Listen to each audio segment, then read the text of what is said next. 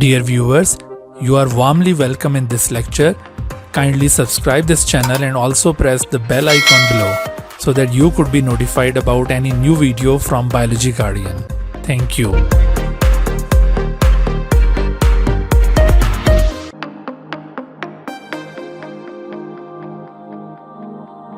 Bismillahirrahmanirrahim. Assalamu alaikum dear students. Welcome back in MDCAT Biology preparation, in which we are trying to cover all topics of biology according to the syllabi of University of Health Sciences, that is UHS, National University of Medical Sciences, that is NUMS, Educational Testing and Evaluation Agency of KPK, that is ETA, as well as MDCAT of other provinces taken by various examining bodies.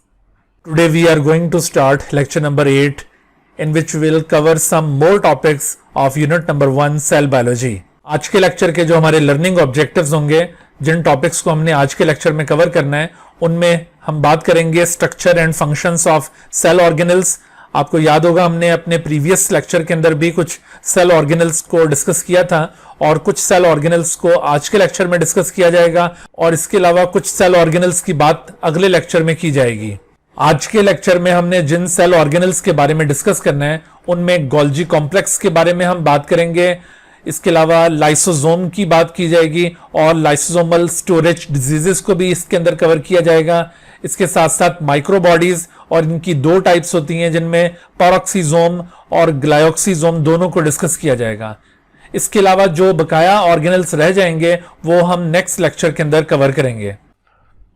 तो आइए lecture का बाकायदा आगाज करते हैं, लेकिन इससे पहले एक बात याद रखिए कि लेक्चर के इख्तिताम पर जब आपकी प्रिपरेशन कंप्लीट हो जाएगी, आप लेक्चर के सभी टॉपिक्स को अच्छी तरह से अंडरस्टैंड कर चुके होंगे और अपनी बुक से भी इन टॉपिक्स को प्रॉपरली रीड कर चुके होंगे, तो आप इस लेक्चर की डिस्क्रिप्शन में मौजूद एक टेस्ट के लिंक को क्लिक करके इस लेक्चर से रिलेटेड एमसीक्यूज पर मुश्तमिल एक असाइनमेंट हासिल कर सकते हैं. गूगल फॉर्म के थ्रू वो असाइनमेंट आपके पास ओपन हो जाएगी और आप उसको ऑनलाइन अटेम्प्ट करेंगे और अटेम्प्ट करने के बाद उसे आप सबमिट कीजिएगा. तो जैसे ही आप उसे सबमिट करेंगे तो आपको उसका रिजल्ट भी मिल जाएगा. और अगर कोई क्वेश्चन आपको कंफ्यूजिंग लगे, आपको समझ में ना आए या आप उसमें कोई डिस्कस करना चाहते हैं, then you can feel free to contact with me. चलें तो बकायदा लेक्चर का आगाज करते हैं. सबसे पहले बात करते हैं व्हाट इज गोल्जी कॉम्प्लेक्स. इसको आप यूं डिफाइन करेंगे कि this is a collection of interconnected flattened sac like structures called cisternae and a spherical sac like structure called vesicle. असल में ये सिस्टर्ने और वेजिकल दोनों का कलेक्शन होता है. ये सिर्फ सिस्टर्ने पे मुश्तमिल नहीं है, ये वेजिकल्स पर भी मुश्तमिल है. दोनों का कलेक्शन है. जबकि इसके बरक्स आपको एंडोप्लाज्मिक रेटिकुलम, उसमें आपको दो चीजें इससे मुख्तलिफ बताई थी. एक तो एंडोप्लाज्मिक रेटिकुलम में आपको वेजिकल्स नहीं मिलेंगे और दूसरा एंडोप्लाज्मिक रेटिकुलम ये नेटवर्क नहीं है. यहां पर जैसे हमने टर्म यूज किए कि interconnected flattened sac like structures, तो ये दरअसल नेटवर्क नहीं है. Endoplasmic reticulum must be a network. देखो रेटिकुलम का मतलब ही नेटवर्क का है, तो इस वजह से आपने गोल्जी कॉम्प्लेक्स को इजीली डिस्टिंग्विश कर लेना है एंडोप्लाज्मिक रेटिकुलम से. गोल्जी कॉम्प्लेक्स को अगर हम एक्सप्लेन करें तो आप ये देख रहे हैं कि ये elongated sac like structures which are called cisternae, और जबकि इनके साथ ये वेजिकल्स भी एसोसिएटेड नजर आ रहे हैं, तो इन दोनों के कलेक्शन को दरअसल गोल्जी कॉम्प्लेक्स कहा गया है. इस गोल्जी कॉम्प्लेक्स की आपको दो साइड्स नजर आ रही हैं. आप देखिए कि यहां पर आपको कंपैरेटिवली जो आउटर कॉन्वेक्स साइड नजर आ रही है, इसे कहते हैं सिस साइड या सिस फेस इसे कहते हैं, या इसके लिए एक और टर्म यूज की जाती है, इसे फॉर्मिंग फेस भी कहा जाता है, फॉर्मिंग फेस. और इसके मुकाबले में जो आप देख रहे हैं ये ट्रांस फेस, ये बजाहिर आपको कनकेव साइड नजर आ रही है, और यहां जो कनकेव साइड है इसे मैच्योरिंग फेस भी कहा गया. This is also known as maturing face. तो इसको मैच्योरिंग फेस क्यों कह रहे हैं और जो ऊपर वाली साइड है उसको हमने फॉर्मिंग फेस क्यों कहा है? दरअसल वजह यह है कि ये जो सिस या फॉर्मिंग फेस है, it receives vesicle from different regions of the cell. ये देखो, ये incoming transport vesicle, it carries some product from different region of the cell और उस प्रोडक्ट को ये इस गोल्जी कॉम्प्लेक्स में डिलीवर कर रहा है। तो इस तरह से ये जो फॉर्मिंग फेस है, it receives vesicle from different regions of the cell और वो वेजिकल इसके साथ फ्यूज करके अपनी प्रोडक्ट को इसके अंदर इंक्लूड कर देते हैं। Whereas जो मैच्योरिंग फेज है जिसको ट्रांस फेज कहा जा रहा है, यहां पर ऑलरेडी मौजूद एक सिस्टर्ना, याद रखिए सिस्टर्ना सिंगुलर वर्ड है, यहां पर ऑलरेडी मौजूद एक सिस्टर्ना ब्रेकअप हो जाएगा और उसके स्प्लिट करने से नए वेजिकल्स बर्ड ऑफ हो जाएंगे, नए वेजिकल्स फॉर्म हो जाएंगे। तो ये रीजन है कि दो जो साइड्स हैं इसकी वो डिफरेंटली एक्ट कर रही है, ना सिर्फ वो मॉर्फोलॉजिकली डिफरेंट है बल्कि फिजियोलॉजिकली भी ये दोनों साइड एक दूसरे से डिफरेंट है। अच्छा, गोल्जी कॉम्प्लेक्स के फंक्शंस को अगर हम एनलिस्ट करें तो एक फंक्शन इनका है कि processing of cell secretions. Cell secretion की प्रोसेसिंग से ये वाबस्ता होते हैं। असल में देखो, ये जो सेल सिक्रीशन टर्म हमने यूज किया ना, ये किसे कहते हैं? कोई भी ऐसी प्रोडक्ट जो सेल से बाहर सिक्रीट होनी है उसको सेल सिक्रीशन कहा जाएगा। और आमतौर पर ये जो सेल सिक्रीशंस होती हैं ये जनरली प्रोटीन इन नेचर है, ठीक है, generally they are protein in nature. तो इस तरह की प्रोटीन बेस्ड जो सेल सिक्रीशंस हैं वो एक्चुअली सिंथेसाइज होती हैं बाय रफ एंडोप्लाज्मिक रेटिकुलम। तो ये rough endoplasmic reticulum is involve in the synthesis of these products. उसके बाद फिर ये जो स्मूथ एंडोप्लाज्मिक रेटिकुलम है, this smooth endoplasmic reticulum is involve in the transport of these materials. और स्मूथ एंडोप्लाज्मिक रेटिकुलम से किसी एंड से ये बर्ड ऑफ होकर एक ट्रांसपोर्ट वेजिकल इन सब्सटेंसेस को कैरी करता है इनटू द गोल्जी कॉम्प्लेक्स। तो ये ट्रांसपोर्ट वेजिकल इस तरह इसको लेकर आ रहा है यहां पर। अब ये जो गोल्जी कॉम्प्लेक्स है इसका काम क्या होता है कि ये इस सेल सिक्रीशन को अपनी फिनिश्ड फॉर्म में कन्वर्ट करते हैं। फिनिश फॉर्म का मतलब है कि फाइनल जो उसकी फॉर्म होगी, फाइनल शेप, यानी हो सकता है कि जो सिक्रीशन यहां पर प्रोड्यूस हुई हो तो वो अभी अपनी फाइनल शेप में ना हो। मिसाल के तौर पर आपको याद होगा कि जब प्रोटीन्स बनती हैं सेल के अंदर तो उस वक्त वो प्राइमरी स्ट्रक्चर शो कर रही होती हैं, बट बनने के बाद जब वो फंक्शन परफॉर्म करने लगेंगी तो उस वक्त उनका स्ट्रक्चर प्राइमरी नहीं होगा बल्कि सेकेंडरी, टर्शरी या फिर क्वार्टनरी में तब्दील हो जाएंगी। तो दरअसल वो प्रोटीन्स यहां से जब गोल्जी कॉम्प्लेक्स में लाई जाती हैं तो इस जगह पर उसकी मॉडिफिकेशन होगी और उसका वो जो प्राइमरी स्ट्रक्चर है वो ट्रांसफॉर्म किया जाएगा इनटू सेकेंडरी, टर्शरी या फिर क्वार्टनरी और फिर वो रिलीज हो जाएगी। तो इस तरह से Golgi complex is involve in the processing of these cell secretions और after processing the secretions are release from the Golgi complex in the form of a transport vesicle. और ये ट्रांसपोर्ट वेजिकल उसके ट्रांस साइड से originate होगा और trans side से originate होने के बाद ये ट्रांसपोर्ट वेजिकल सेल मेम्ब्रेन के साथ जाकर फ्यूज करेगा और सेल मेम्ब्रेन के साथ फ्यूज करने पर ये अपना मटेरियल बाहर रिलीज कर देगा। तो इस अमल को आपको याद है कि एक्सोसाइटोसिस कहा जाता है। तो इस तरह से एक्सोसाइटोसिस के जरिए ये अपनी सिक्रीशंस को बाहर निकाल देगा सेल। तो आपने देखा कि जो भी सेल इस तरह से कोई चीज सीक्रेट कर रहा है वो असल में उस चीज को गोल्जी कॉम्प्लेक्स के अंदर जरूर प्रोसेस कर रहा है। लिहाजा ऐसे सेल्स जहां पर भी कोई सीक्रेटरी एक्टिविटी हो रही है जैसे ग्लैंडुलर सेल, वहां पर दरअसल ये गोल्जी कॉम्प्लेक्स बहुत अबंडेंटली प्रेजेंट होते हैं। इसके अलावा देखिए एक और फंक्शन गोल्जी कॉम्प्लेक्स का ये भी हो सकता है कि जो डिफरेंट कंजुगेटेड मॉलिक्यूल्स होते हैं, मिसाल के तौर पर जैसे कार्बोहाइड्रेट और प्रोटीन को कंबाइन किया जाए तो बन जाएगा ग्लाइकोप्रोटीन। तो ये जो ग्लाइकोप्रोटीन एक कंजुगेटेड मॉलिक्यूल है, इसकी फॉर्मेशन भी गोल्जी कॉम्प्लेक्स के जरिए होगी। फिर इसी तरह से कार्बोहाइड्रेट और लिपिड को कंबाइन किया जाए तो बन जाता है ग्लाइकोलिपिड, तो ग्लाइकोलिपिड भी यहीं पे फॉर्म होगा। और फिर इसी तरह से लिपोप्रोटीन, तो इसकी फॉर्मेशन भी ये गोल्जी कॉम्प्लेक्स के जरिए ही होगी। कंजुगेटेड मॉलिक्यूल्स की फॉर्मेशन के अलावा Golgi complex also participate in synthesis of cell wall in plant cell. Plant cell के अंदर सेल वॉल की सिंथेसिस यानी जब साइटोकाइनेसिस हो रहा होगा सेल डिवीजन के दौरान, तो उस वक्त साइटोकाइनेसिस के दौरान जो न्यू सेल वॉल फॉर्म होती है उसमें भी गोल्जी कॉम्प्लेक्स इन्वॉल्व है।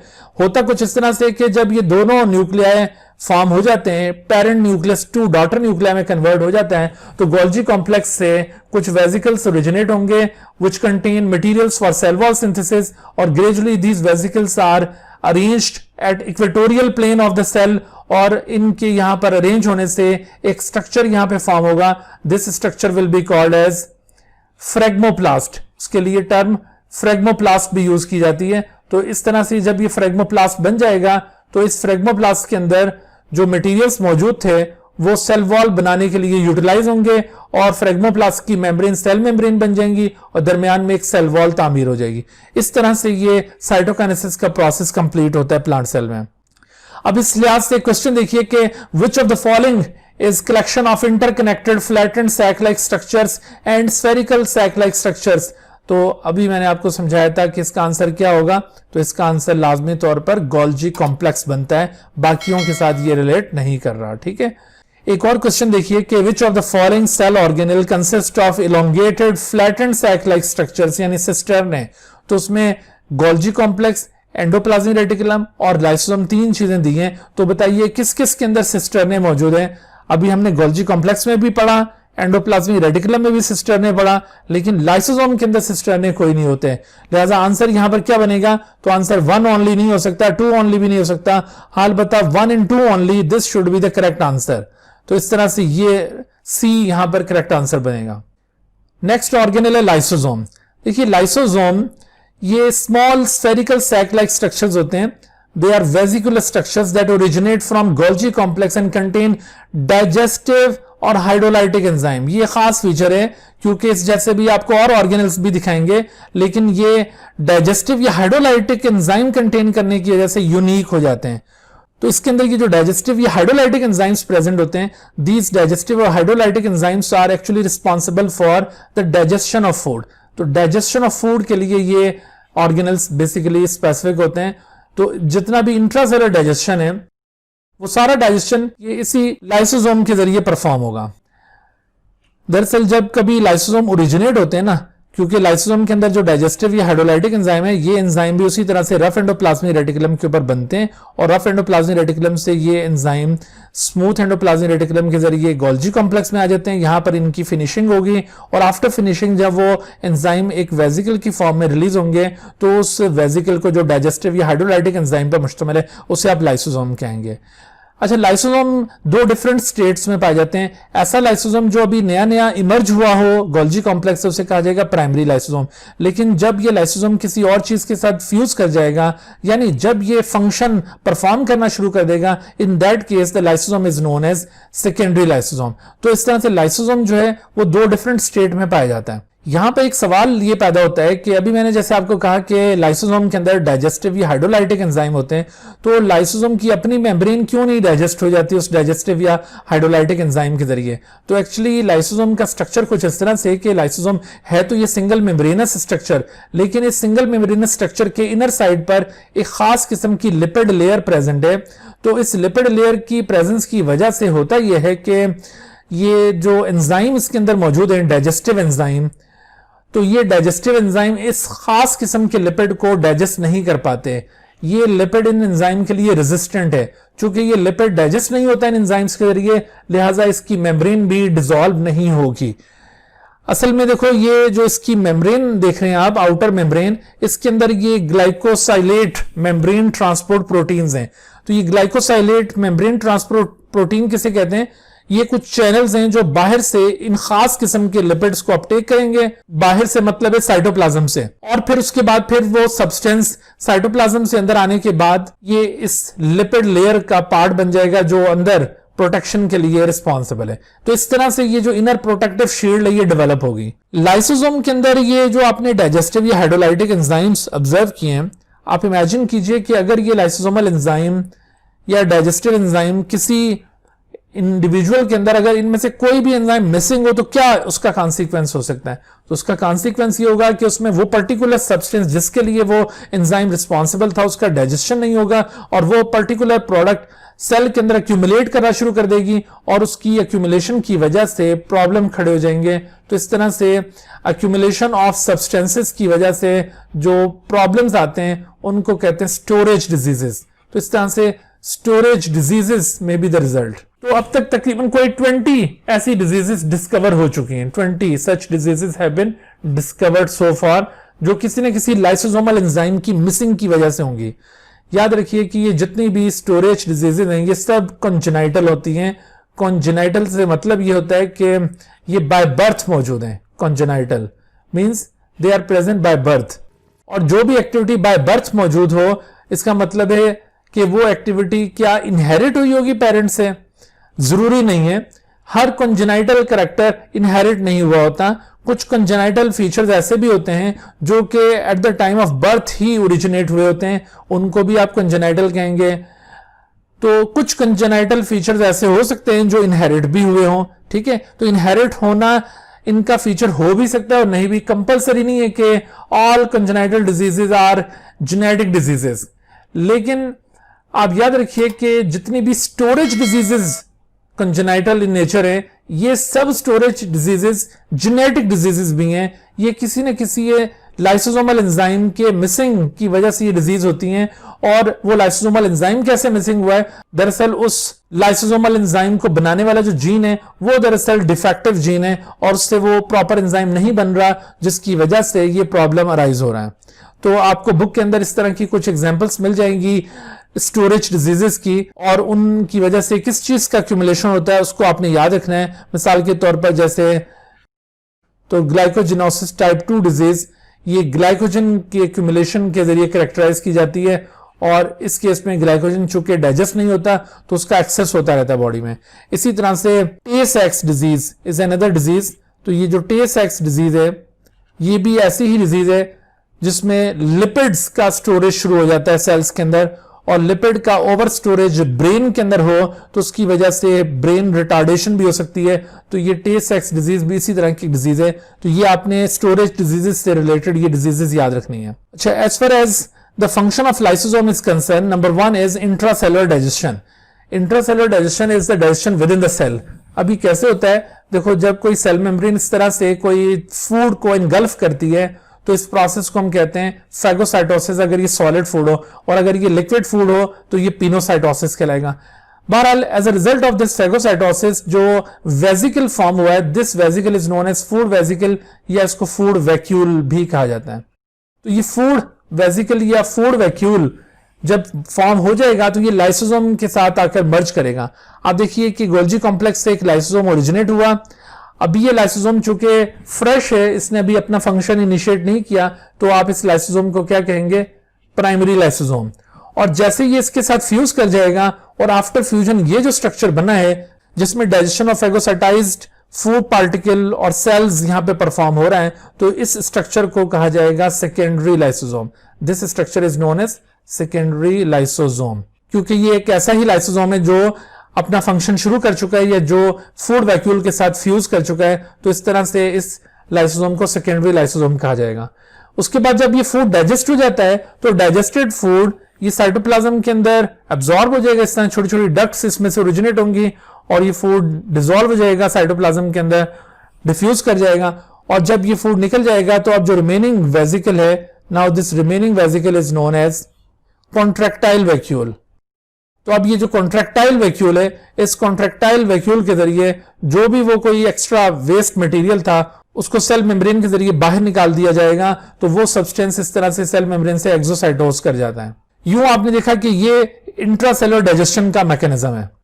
दूसरी तरफ लाइसोसोम का एक और फंक्शन है कि lysosome also release extra cellular enzyme, यानी कोई लाइसोसोम इस तरह से ये ओरिजिनेट हो और ओरिजिनेट होने के बाद ये लाइसोसोम अगर ये डायरेक्टली सेल मेम्ब्रेन की तरफ चला जाए और यहां पर फ्यूज होकर ये अपने एंजाइम्स को बाहर निकाल दें, तो इस तरह से ये काम भी लाइसोसोम के जरिए मुमकिन हो रहा है।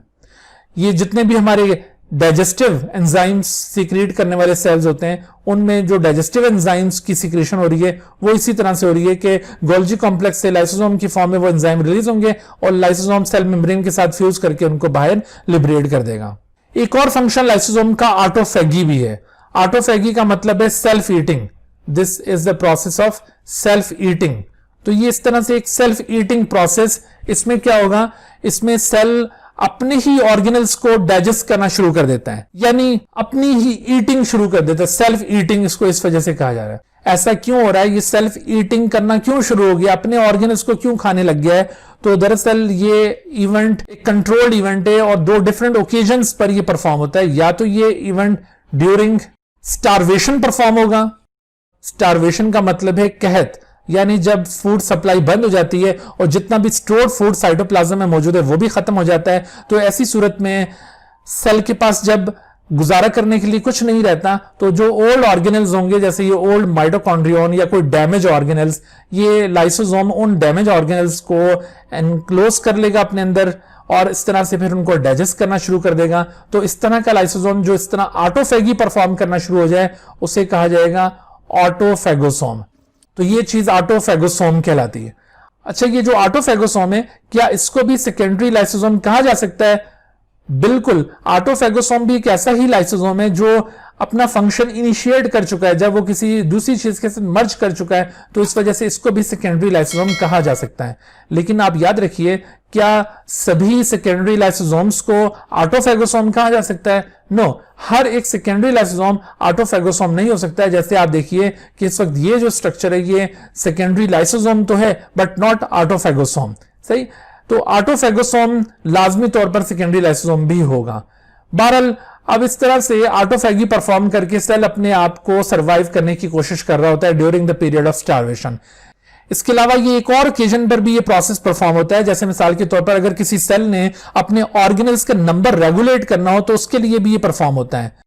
नंबर ऑफ ऑर्गेनल्स को रेगुलेट करने में ये कैसे इन्वॉल्व हो रहा है, इसकी आप इस तरह से मिसाल लीजिए कि अगर कोई शख्स बॉडी बिल्डर है, ठीक है, वो बॉडी बिल्डिंग शुरू करता है, तो जब वो बॉडी बिल्डिंग परफॉर्म करेगा तो ऐसी सूरत में उसकी बॉडी जब मैस गेन कर रही होती है, उसके मसल्स बिल्ड कर रहे होते हैं, तो मसल सेल के अंदर नंबर ऑफ माइटोकॉन्ड्रिया इंक्रीज होना शुरू हो जाते हैं। During body building number of mitochondria increase होना शुरू हो जाएंगे। वो क्यों? वो इस वजह से कि जो बॉडी बिल्डर है उसकी एनर्जी की रिक्वायरमेंट बढ़ जाती है, इस वजह से माइटोकॉन्ड्रिया की तादाद ज्यादा रिक्वायर्ड होगी मसल सेल्स के अंदर, तो माइटोकॉन्ड्रिया का नंबर बढ़ना शुरू हो जाएगा ड्यूरिंग बॉडी बिल्डिंग।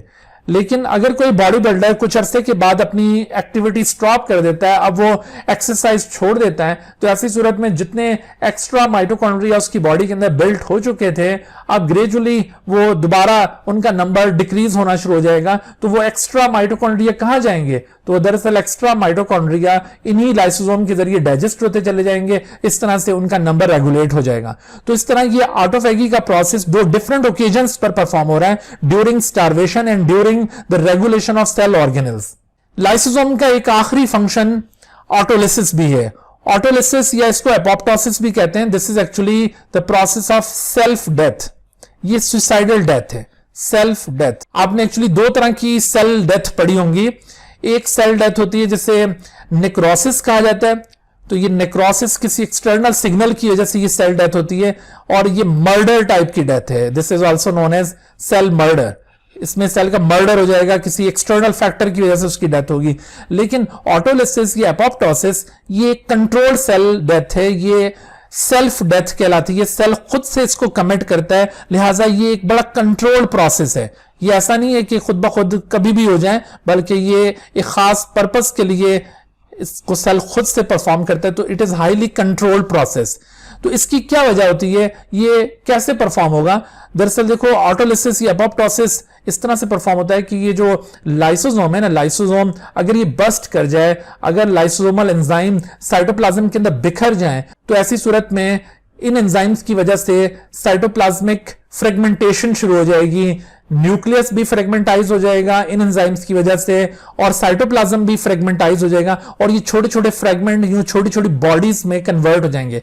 यानी ये एक मुकम्मल सेल है, बट आफ्टर ऑटोलिसिस ये इस तरह से छोटे छोटे से टुकड़ों में, छोटी बॉडीज में ये टूट गया है, and such fragments are called apoptotic bodies.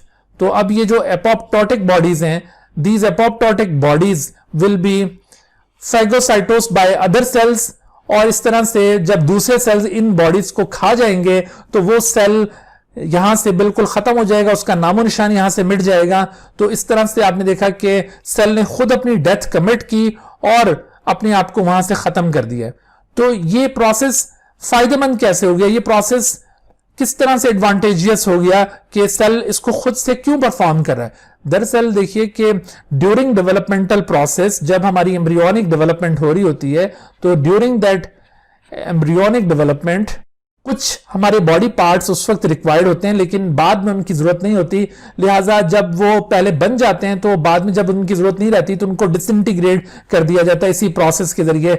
जैसे मिसाल के तौर पर जब हमारी बॉडी डेवलप कर रही होगी और उस वक्त हमारे अपेंडेजेस बन रहे होंगे, तो जब हमारे ये हाथ बनते हैं तो शुरू में इस तरह से ये एक फ्लैटेंड आपको स्ट्रक्चर नजर आएगा, लेकिन ये फ्लैटेंड स्ट्रक्चर ग्रेजुअली इसके अंदर यूं फिंगर्स बनना शुरू हो जाती है, और दरमियान में जो पोर्शन है वो पोर्शन डिसइंटीग्रेट होना शुरू हो जाता है और इस तरह से यूं हाथ वजूद में आ जाता है। तो ये देखिए दरमियान में जो पोर्शन इन फिंगर्स के दरमियान में जो पार्ट डिसइंटीग्रेट हुआ है वो इसी प्रोसेस के जरिए डिसइंटीग्रेट हुआ है। इसी तरह से किसी फ्रॉग के अंदर जो उसका टैडपोल लार्वा अपनी टेल को लूज कर देता है एडल्ट स्टेज में आकर, तो वो भी इसी एपोप्टोसिस की वजह से हो रहा है। तो ये एपोप्टोसिस एक बड़ा इंपॉर्टेंट इवेंट है। स्पेशली ये एपोप्टोसिस जो है ना, ये ड्यूरिंग द लाइफ टाइम भी ये इवेंट परफॉर्म हो रहा होता है। जैसे कोई सेल अगर इंफेक्शन गेन कर ले, कोई इंफेक्शियस सेल बन जाए, उसमें कोई फॉरेन पार्टिकल उसके अंदर दाखिल हो चुका है, तो ऐसी सूरत में हमारे इम्यून सिस्टम के पास एक स्ट्रेटजी होती है कि इम्यून सिस्टम के सेल्स इस सेल को आकर सिग्नल देते हैं कि ये सुसाइड कमिट कर ले, ताकि इसके साथ ही वो जो इन्फेक्टिंग ऑर्गेनिज्म है वो भी खत्म हो जाए। तो इस तरह से ये सेल अपनी सुसाइड कमिट कर लेगा बाय दिस प्रोसेस। तो इस तरह ये process during the life time of individual भी जारी रहता है। तो इन तमाम फंक्शंस के साथ ये लाइसोसोम एसोसिएटेड है। अच्छा, लाइसोसोम की तरह के कुछ दो और ऑर्गेनल्स भी हैं जिनको कलेक्टिवली माइक्रोबॉडीज कहा जाता है।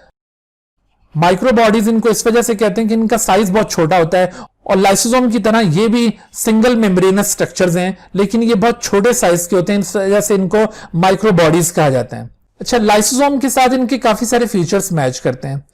जैसे लाइसोसोम में एंजाइम्स प्रेजेंट है, इनके अंदर भी एंजाइम्स हैं। ये अलग बात है कि एंजाइम की काइंड्स डिफरेंट है। जैसे लाइसोसोम में तो आपको बताया था कि डाइजेस्टिव या हाइड्रोलाइटिक एंजाइम होंगे, बट परऑक्सीसोम में आपको परऑक्सीडेज, कैटालेज और ग्लाइकोलिक एसिड ऑक्सीडेज एंजाइम मिलेंगे। और जबकि glyoxysome contain some special lipases which are not found in animal cell, क्योंकि ये स्पेशल लाइपेजेस जो खास किस्म के प्लांट लिपिड्स हैं, ऑयल्स, उनकी डाइजेशन के लिए रिस्पॉन्सिबल होते हैं। तो इस तरह से इन एंजाइम कंटेंट्स की बेसिस के ऊपर इनको कैरेक्टराइज किया जाता है। अच्छा, इनकी अगर अक्रेंस देखी जाए तो लाइसोसोम तो आपको प्लांट और एनिमल सेल दोनों में मिलेगा, परऑक्सीसोम भी दोनों में पाया जाता है, लेकिन ग्लाइकोक्सीसोम सिर्फ प्लांट सेल्स में पाया जाता है, और स्पेशली उन प्लांट सेल्स में जो ऑयल सीड प्लांट्स में यंग स्टेज में, सीडलिंग स्टेज में मौजूद होते हैं। तो सिर्फ ऑयल सीड प्लांट्स की सीडलिंग स्टेज में ये ऑर्गेनल प्रेजेंट होता है, बाद में ये डिसइंटीग्रेट हो जाता है। लाइसोसोम की तरह इनका जो ओरिजिन है वो भी गोल्जी कॉम्प्लेक्स से होता है, लेकिन चूंकि एंजाइम कंटेंट इनके डिफरेंट है, तो इस वजह से ये लाइसोसोम के बैक्स डिफरेंट फंक्शन के साथ ये ऑर्गेनल एसोसिएटेड है। मसलन परऑक्सीसोम, ये आप देख रहे हैं कि हाइड्रोजन परऑक्साइड की फॉर्मेशन के साथ एसोसिएटेड है। हाइड्रोजन परऑक्साइड जो कि एक टॉक्सिक मेटाबोलाइट है, जो अल्कोहल के मेटाबॉलिज्म के दौरान, उसकी डिटॉक्सिफिकेशन के दौरान जनरेट होगा। इसके अलावा और भी दूसरे मेटाबॉलिक रिएक्शंस के दौरान ये जनरेट होता है, और उसके बाद फिर इसका ब्रेकडाउन भी इसी परऑक्सीसोम के जरिए होगा। H2O2 को वाटर और ऑक्सीजन के अंदर ब्रोकन डाउन किया जाता है। दरअसल इसका जो पहला एंजाइम है परऑक्सीडेज, ये H2O2 की फॉर्मेशन में इन्वॉल्व है, और catalase is involve in the break down of H2O2। इसी फंक्शन के साथ एसोसिएट होने की वजह से परऑक्सीसोम को परऑक्सीसोम कहा जाता है। तीसरा एंजाइम ग्लाइकोलिक एसिड ऑक्सीडेज, ये स्पेशली प्लांट सेल के अंदर इंपॉर्टेंट है, क्योंकि प्लांट सेल में इस एंजाइम की वजह से परऑक्सीसोम पार्टिसिपेट करता है इन फोटो रेस्पिरेशन। तो फोटो रेस्पिरेशन, ये भी आने वाले चैप्टर्स के अंदर हम इनको डिस्कस करेंगे।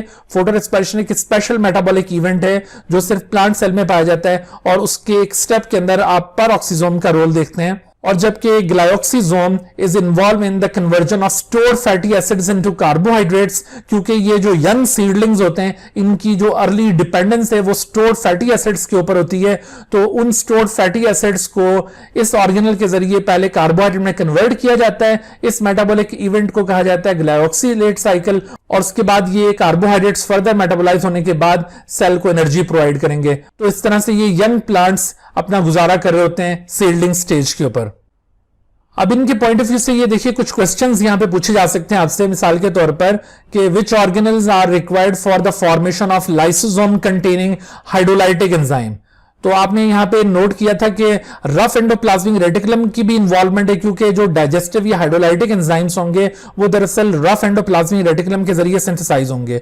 और गोल्जी कॉम्प्लेक्स की भी इसमें इन्वॉल्वमेंट है, क्योंकि गोल्जी कॉम्प्लेक्स ही दरअसल उन एंजाइम्स को मॉडिफाई करता है। तो इस तरह से गोल्जी कॉम्प्लेक्स से ही लाइसोसोम ओरिजिनेट भी होते हैं, लेकिन माइटोकॉन्ड्रिया का इसमें कोई रोल नहीं है। लिहाजा आप देखिए कि इस क्वेश्चन में आपने किस तरह से पिक करना है। अगर यहां पर सिर्फ रफ एंडोप्लाज्मिक रेटिकुलम का रोल होता तो हम ए को पिक करते, अगर सिर्फ गोल्जी कॉम्प्लेक्स का या गोल्जी अपरेटस का रोल होता तो हम सिर्फ सी को पिक करते हैं, और अगर सिर्फ माइटोकॉन्ड्रिया का, जाहिर माइटोकॉन्ड्रिया का अकेला तो रोल है नहीं, यहां पर कोई यहां पर ऑप्शन नहीं दिया हुआ, और अगर इन तीनों का रोल होता तो फिर आप बी को पिक करते, लेकिन चूंकि ये ए और सी का यहां पर रोल है तो आपने ये दोनों सर्कल जिस जगह पर कंबाइन हो रहे हैं, यानी ये जो डी वाला ऑप्शन है इसको आपने पिक करना है, therefore D is correct answer. फिर इसी तरह से देखिए सेवरल क्वेश्चंस ये लाइसोसोम, पैरोक्सिसोम और ग्लाइकोसिसोम में से पूछे जा सकते हैं। मिसाल के तौर पर आपसे कहा जाए कि which of the following cell structures are spherical sac like structures, तो आप देखिए कि ये 1 लाइसोसोम, 2 पैरोक्सिसोम, 3 ग्लाइकोसिसोम, क्या ये तीनों स्फेरिकल सैक लाइक स्ट्रक्चर्स हैं? यस, ये तीनों 1, 2 एंड 3 इसका आंसर होगा। ये तीनों ही स्फेरिकल सैक लाइक स्ट्रक्चर्स हैं। फिर इसी तरह से आपसे दूसरा क्वेश्चन पूछा जा रहा है कि which of the following cell structures are found in both plant and animal cell, तो अभी मैंने आपको पॉइंट आउट किया था कि लाइसोसोम भी दोनों में पाया जाता है, पैरोक्सिसोम भी, लेकिन ग्लाइकोसिसोम से प्लांट सेल में, लिहाजा इधर आंसर हो जाएगा 1 and 2 ओनली। तो इसका आंसर क्या बन गया? 1 and 2 ओनली। अच्छा, फिर इसी तरह से एक क्वेश्चन है कि which of the following cell structure originate from the Golgi complex, तो अगेन आप देखिए कि ये तीनों ही गोल्जी कॉम्प्लेक्स से ओरिजिनेट हो रहे हैं, तो इस केस में भी आंसर ये 1, 2 एंड 3 तीनों आ जाएंगे। ठीक है।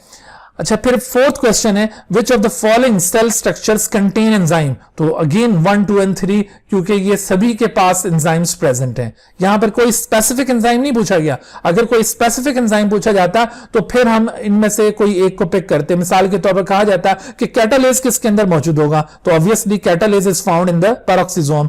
अगर पूछा जाता कि स्पेशल प्लांट लाइपेजेस किसके अंदर होंगे, तो वो फिर ग्लाइकोसिसोम के अंदर। तो इस तरह से आप इसको कंसिडर करेंगे। अच्छा, फिर एक और क्वेश्चन देखिए कि which of the following cell structures are involve in lipid metabolism, तो लिपिड मेटाबॉलिज्म के अंदर कौन से सेल ऑर्गेनल इन्वॉल्व हैं?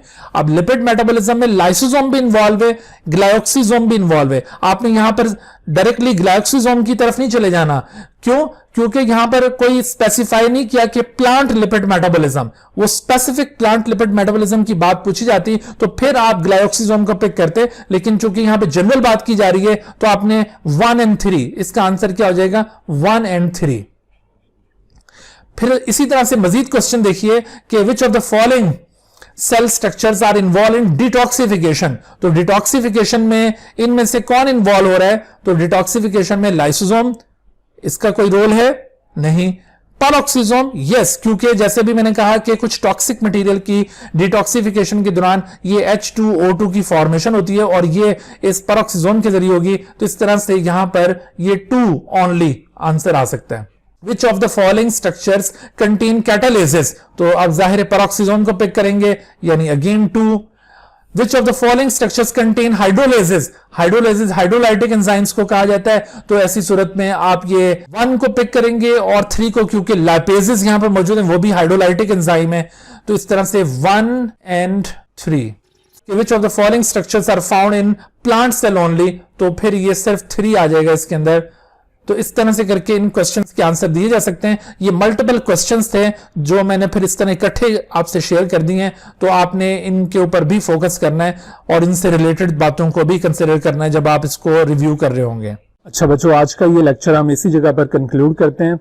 उम्मीद है कि इस लेक्चर में जितने भी कंटेंट्स आपको एक्सप्लेन किए गए हैं आपको बखूबी वो समझ में आ चुके होंगे, और इस लेक्चर के जितने भी लर्निंग ऑब्जेक्टिव्स थे उनको आपने सक्सेसफुली अचीव कर लिया होगा। और अगर इसके बावजूद आपके माइंड में कोई क्वेश्चन अराइज होता है इन टॉपिक से रिलेटेड, तो आप बगैर किसी हेजिटेशन के मुझसे वो क्वेश्चन पूछ सकते हैं। इस लेक्चर में जितने भी कंटेंट्स आपको एक्सप्लेन किए गए हैं उनको आप अच्छी तरह से समझने के बाद अपनी बुक्स में से इन टॉपिक्स को अच्छी तरह से रिवाइज कीजिए, और जब आप ये यकीन कर लें कि आपकी रिवीजन कंप्लीट हो गई है तो उसके बाद फिर आप इन टॉपिक्स से रिलेटेड MCQs की असाइनमेंट सॉल्व कीजिए। असाइनमेंट के लिए आप इस वीडियो के डिस्क्रिप्शन में एक लिंक मुलाहिजा कर रहे हैं, आप उस लिंक को क्लिक करेंगे तो गूगल फॉर्म्स के थ्रू आपको वो MCQs असाइनमेंट ऑनलाइन दस्तयाब हो जाएगी। आप उसको उसी जगह पर अटेम्प्ट कीजिए, और अटेम्प्ट करने के बाद जैसे ही आप उसको सबमिट करेंगे तो आपको उसका रिजल्ट भी मिल जाएगा। आपको ये अंदाजा हो जाएगा कि आपके कौन से क्वेश्चंस उसमें गलत हुए हैं, तो आप उन क्वेश्चंस को दोबारा अपनी बुक में रिव्यू कर सकते हैं, या फिर अगर कोई प्रॉब्लम आप फेस कर रहे हैं जो आपको समझ में नहीं आ रही तो आप वो मेरे साथ शेयर कर सकते हैं। इंशाल्लाह मैं आपको सेटिस्फाई करने की मुकम्मल कोशिश करूंगा। अच्छा बच्चों, अब आपसे मुलाकात होगी अगले लेक्चर में। तब तक के लिए इजाजत। अपने घर में रहिए, महफूज रहिए और इन लेक्चर से इस्तिफादा हासिल करते रहिए। मुझे आप इजाजत दीजिए इस दुआ के साथ कि अल्लाह ताला हम सब के लिए आसानियां अता फरमाए और अपनी हिफ्ज़ व अमान में रखे। अल्लाह हाफिज। Dear viewers, thank you for watching this video. If you have not subscribed this channel, kindly subscribe it and also press the bell icon below so that you could be notified about any new video lecture from Biology Guardian. And also do not hesitate to ask any question regarding this lecture. My contacts are shown on the screen. Thank you once again.